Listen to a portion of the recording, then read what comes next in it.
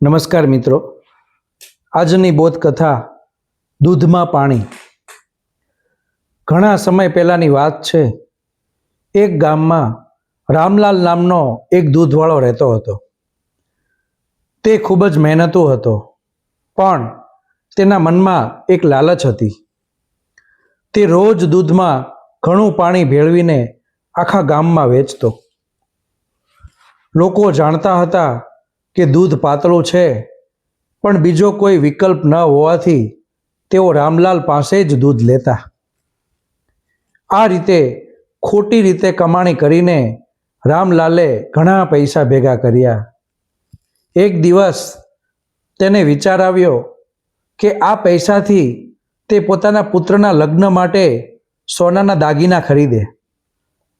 તેણે એક થેલીમાં પોતાની આખી જિંદગીની કમાણી સોના મહોરો ભરી અને શહેર તરફ જવા નીકળ્યો. રસ્તામાં એક મોટી નદી આવતી હતી.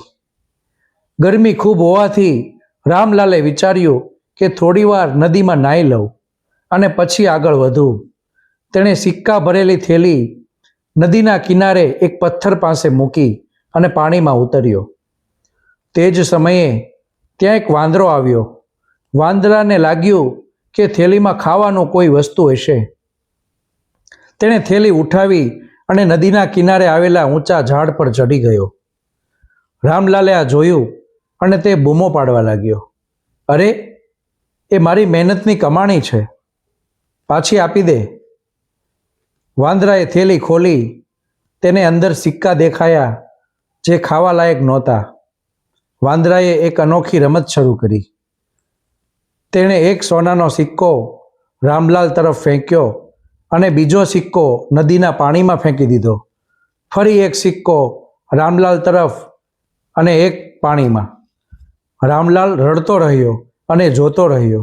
અંતે તેની પાસે અડધા જ સિક્કા બચ્યા અને બાકીના અડધા નદીના પાણીમાં વહી ગયા. તે દિવસે રામલાલને સત્ય સમજાઈ ગયું.